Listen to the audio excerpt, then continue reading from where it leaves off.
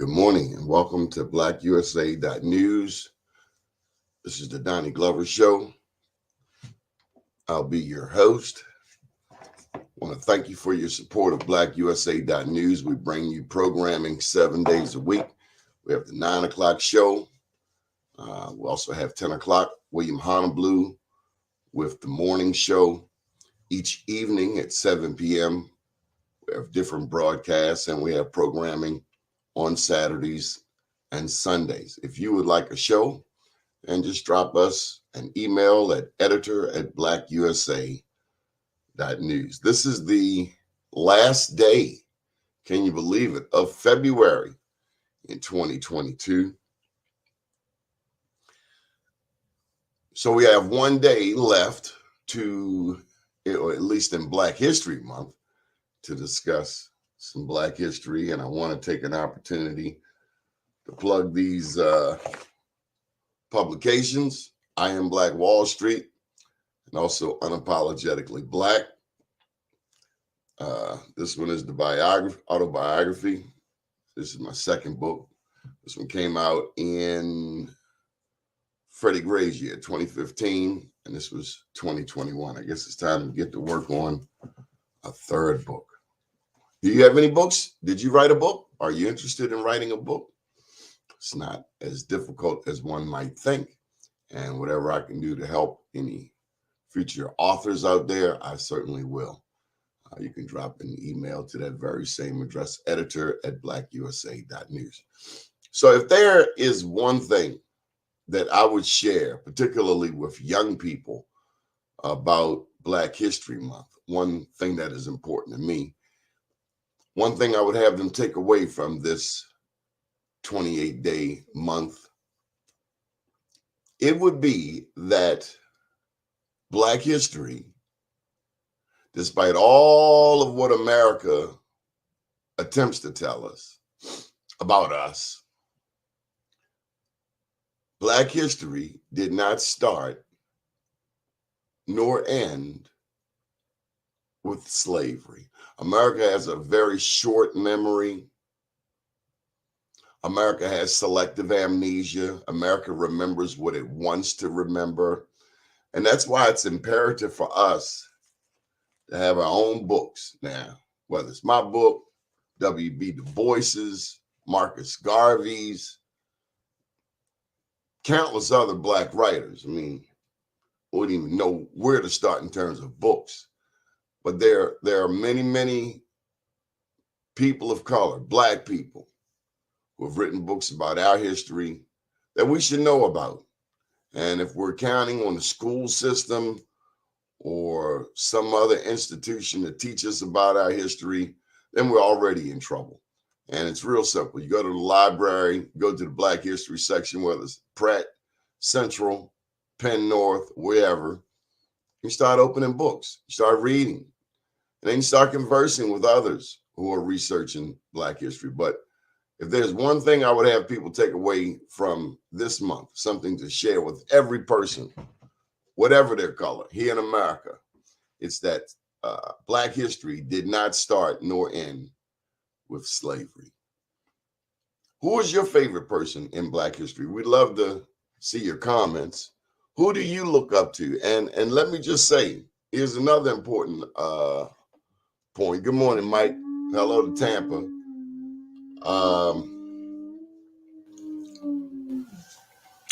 It's a little fire going on, and we hear Mr. Pharaoh responding. Come on, Pharaoh.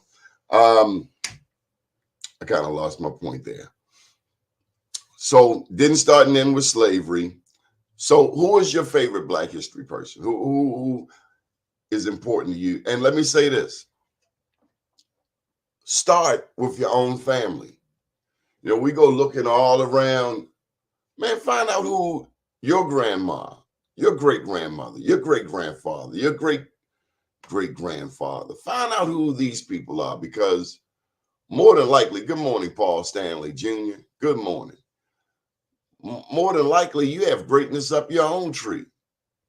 You know, we're so used to allowing other people to tell us who we are and define us. We have to stop that. We have to know our own history for one, so that no one can tell us anything about our history. I don't care if it's ancestry.com or whomever. None of these things are exact sciences. And the oral tradition, the oral information that your grandma and grandpa gave you, well, hey, they're just as good as anyone else on the planet. I hear you, Michael Haney. He's bragging about his famous sister, Dr. Sharon Haney, biochemist. And Mike, this does not even do your sister justice. I implore you to come on here, Mike. And I've been asking you for a minute to talk about Sharon, and I think it's high time you do that. So we'll be awaiting your arrival here, Mr. Haney, for this Monday morning special assignment. My dad was a chemist. He majored in chemistry, science, was a science teacher in Baltimore City Public Schools. This is long before he became a funeral director and embalmer. But certainly look up your own family tree. I wanted to make a point. I mentioned Ancestry.com, some of these other outlets. They want to control. They want to tell a story. They essentially look at your DNA and start matching it with other groups of the same DNA found in other parts of the world. Your grandmother told you, in many instances, about one of your relatives who was Indian. We don't talk about this much. I remember Skip Gates said that only 2 to 3% of Black people had Native American blood. Now, did he talk to 2 to 3% of Black people? Because it's what, 40 million Black people? Did he talk to that many people? Because I've met a lot of Black people, West Coast and East Coast, that refer to some type of indigenous ancestry. Did you know that there were Black people here in America when Columbus got here? Did you know that? They will tell you. I was at an event Saturday down at Arena Players, really nice Black History Month program. And they had a book down there. I think Haki Ami had it, called 1619. There's this thing out about the 1619 Project, as if Black people first came to the Americas enslaved in 1619. That's why you got to get this book. 98 pages, not a long read. We were here before 1619, and I'm talking about the transatlantic slave trade. This book notes at least 1525. Right there off the coast of South Carolina. It is believed that a Spaniard brought some Blacks here to enslave them. 1525. This is damn near 100 years before the 1619 Project. Blacks were already here. They escaped. Guy tried to enslave them. Spaniard. They escaped, beat them up. And then they moved over into the Gullah Islands. That's the story. So as much as there's written history, there's also the oral tradition. And I encourage you to tap into grandma's mind, grandpop's mind, look in their Bibles, and capture your own history. We got our good friend Art Doug Blackshear on. Let me just say this. Speaking of Indians, out there in California where Doug is, have you ever heard of the indigenous peoples out of California? First of all, did you know that California was named after a Black goddess? Did you know? Did you know? Did you know? California was named after Califia, a Black goddess. And if you're up to speed on your Arabic, you'll say Califia. Well, what's the root word in that? Caliph. Well, that's an Arabic word. You know, Caliph, Caliphate. Those were like Arab leaders, captains, generals, Caliphate, you know, rulers. So then you get to thinking, well, wow, California, Caliphate, that's the Islamic angle. You're over there on the West Coast. Well, hold up. Where did this information come from? Whoever told us about that? So here's the point. If you've ever been in New Orleans, and you're really going to appreciate this, everything we know in this country quite often is in English. We speak English, we write English.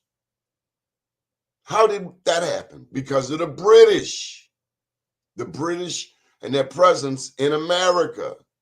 But if you've ever been in New Orleans, I love New Orleans, love the gumbo, etouffee, the po' boy.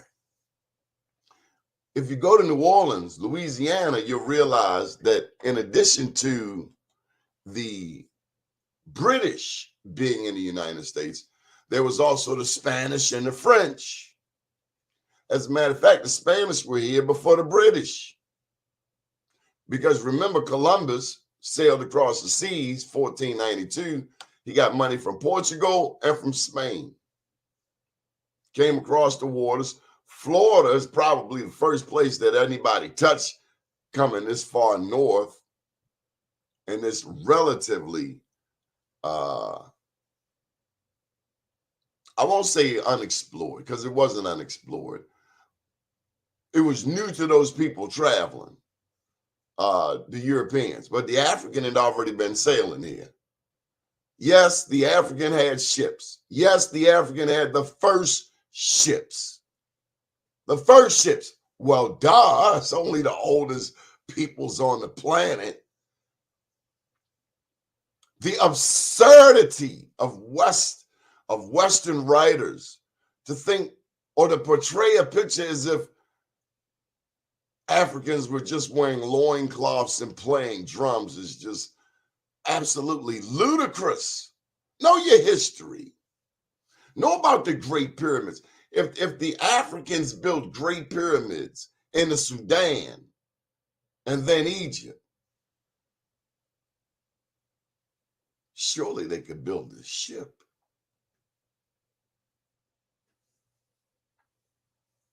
Let me go over here to Spain and Portugal, 1492. And this might be the most important thing I want to share with you. Have you ever wondered what was going on in Europe prior to 1492, Columbus, Portugal, Spain, slave trade? I'm going to tell you what was going on there in Europe.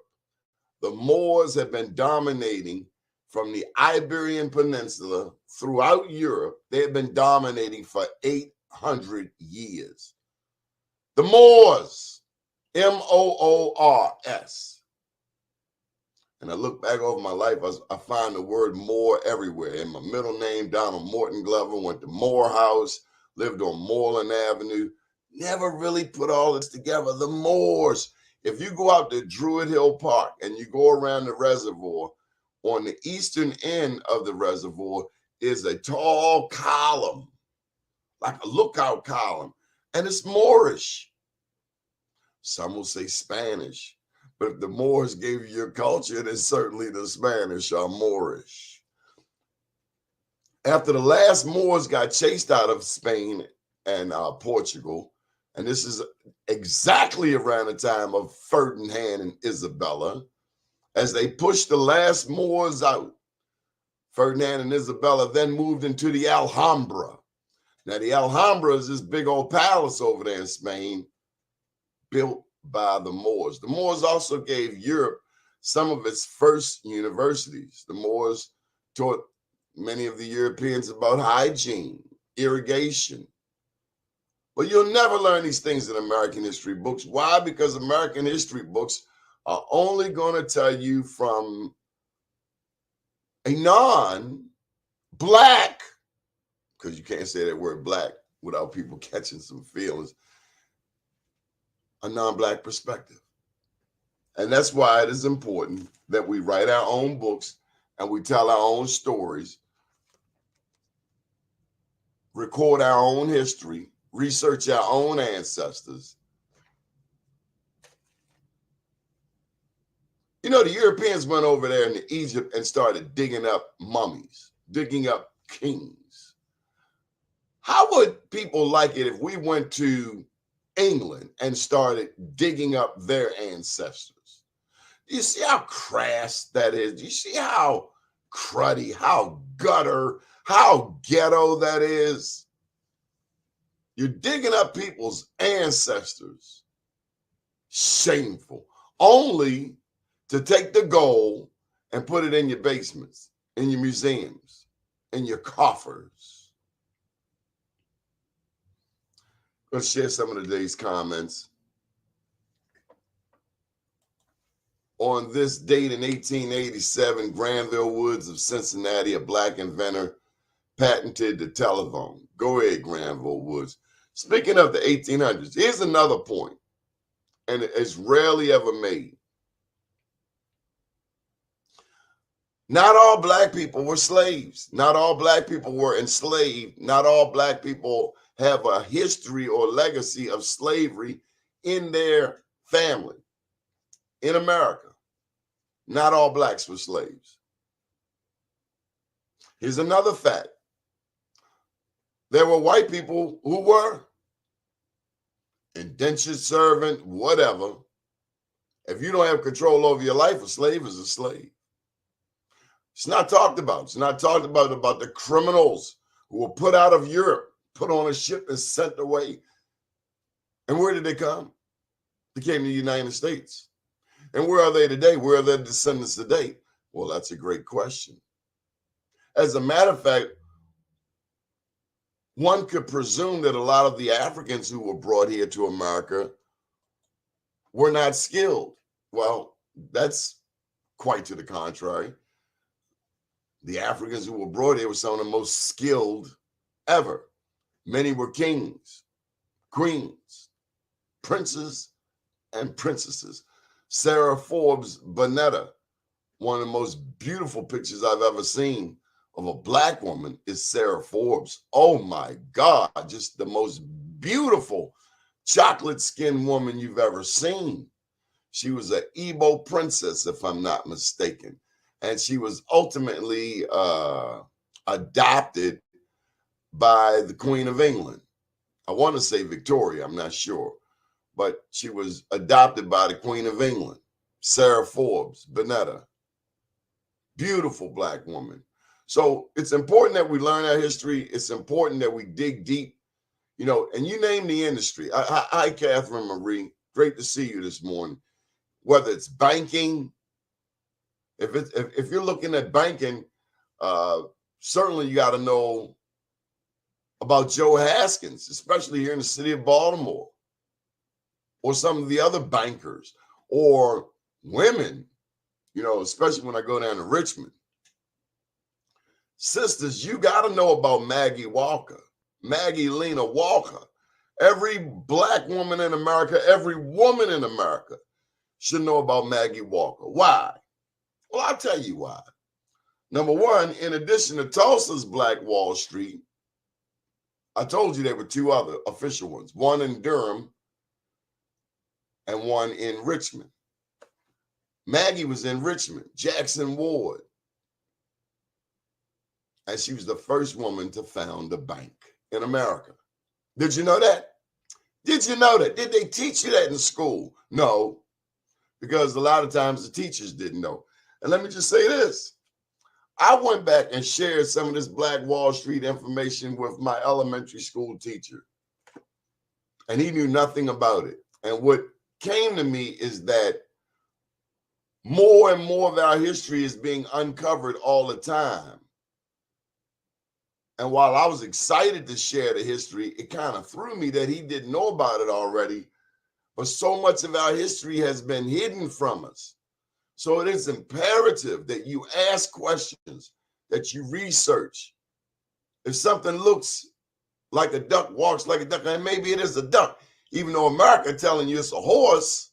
So use your own brain. My daddy told me, your mama told you, use your head for something other than a hat rack. Think for yourself. Ask critical questions. Who, what, when, where, why? Who authored this? What was their motivation for writing this? One of the stories that's very controversial, that's very difficult to share in America, is that of Margaret Sanger and Planned Parenthood. Margaret Sanger said that black people are weeds that need to be exterminated. She went on to found Planned Parenthood. So pardon me, I don't have a lot of high regard for people. They call my people weeds and want to exterminate my people. Just like the father of gynecology in America, J. Marion Sims. He ain't no father of gynecology in my mind, not when you experimented on black women, enslaved black women without anesthesia. What savage nature of beast is this? Certainly, this is not the same savage that wants to paint a picture like Fox 45 does every morning, like everything wrong with Baltimore is black people's fault, because they do. Then they bring up Freak Nasty, the guy that ran for mayor and state's attorney, and he's going to be the moral compass of Baltimore. Anyway, I digress. Mike shared some information about his sister. Mike, you think I'm going to read this whole thing? I asked you to come on here. I'm not reading it all. Biochemist Sharon Haney graduated from what school in Baltimore City? Rollins University of Pennsylvania, undergraduate degree, biochemistry. Mike, you could have just come on and said all of that. Anyway, there's more to Black history than just Martin Luther King. We were here long before 1619. They got that all wrong. As a matter of fact, out there, and I don't know if you've ever been to Vegas, but who's been to Vegas? Put your hands up if you've been to Las Vegas. If you've been to Las Vegas, there's a hotel out there called a Luxor. I love the Luxor. Oh my God, I had the most wonderful time many, many moons ago. I asked myself, how in the world did Las Vegas get an Egyptian-themed hotel in the middle of the desert? Well, it probably has to do with the discovery made in Kincaid's cave of Egyptian artifacts. And this is the kind of stuff that the Smithsonian and other of these American institutions tend to hide. Look it up. Don't take my word for it. Don't take my word on none of it. Don't take my word on anything in here. And this one has references for you. So check it out. Don't take anybody's word. Go and research for yourself. In my research, I found that some explorers were out there in Kincaid's cave. They found some Egyptian artifacts, but it's not uncommon. I mean, you look at the Olmec heads. You ever seen the Olmec heads down in Mexico? You see those pleptoid lips? You see those wide nose? You know, that nose, that wide nose? That nose. African. But some people say, oh, that's not African. Yes, it is. We're denied all over the world. Why? Because we pretty? I guess so. Some people don't want you to know your history. Some people are, I don't know, not happy with their own history, so they got to trash your history. But tell you something else in Black History Month. I want you to know more than Martin Luther King, more than just about Dr. King. I want you to know more than the fact that slavery started, the transatlantic slave trade. I want you to know what was going on before 1492 in Europe. Why was Spain and Portugal so anxious to erase the Black presence there? Why did they want to whitewash it? Because of that Moor. That Moor. And at first the Moors were Muslim, then Moors was a term used for all Black people. But people are afraid of this beautiful blackness. They want to hide it. They want to point fingers at it. They want it, but they want to talk about it. I want our young Black boys and Black girls to feel beautiful and proud, whether they're as chocolate can get or as light as white chocolate can get. We want our people to know that you are beautiful. We want our children to know that they come from a glorious past, that our history did not begin nor end with slavery, that we have a direct relationship with Africa and the 54 or so nations there in Africa. And tell you something else, I want you to know about the continent of Africa. I want you to know about not just South Africa, but Botswana, Zimbabwe, Angola. I want you to know about West Africa, not just Nigeria, the most populated West African nation, 200 most populated African nation, 200 million people. We want you to know about Sierra Leone, where they sent British slaves back to. We want you to know about Liberia, where American slaves went back to. We want you to know about East Africa, about Ethiopia, the only African nation besides Liberia that was not colonized. It was occupied for 2 years by Mussolini, but it was never colonized. Ethiopia. And so when you see the direct correlation between Ethiopia, Haile Selassie, and the Jamaicans and the Rastafarianism, it's a beautiful thing. You connect the dots between Ethiopia, Jamaica, and then all the way to America. You know, Bob Marley talked about Buffalo Soldiers. Dreadlock Rasta. I talk about the Buffalo Soldiers in this book, how they got started, came out of Florida during the Seminole Wars. Chief John Horse led the black people from Florida all the way to Oklahoma in 1843.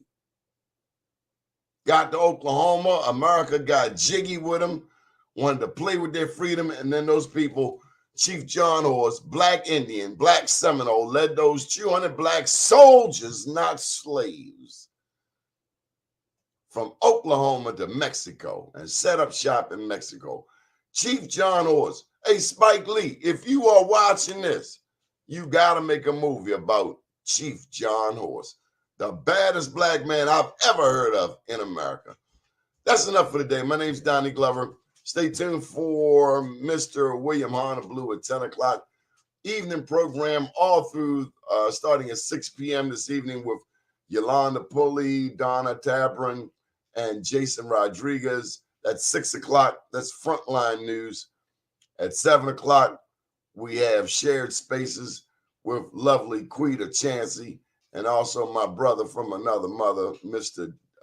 Dave Lovelace. And then at 8 p.m., Robert Washington will bring us the Robert Report. Michael Haney, big ups to your sister. She went to Western. And John Henry Clark. Thank you there, Mr. Anthony Coates. Haven't seen you in a minute.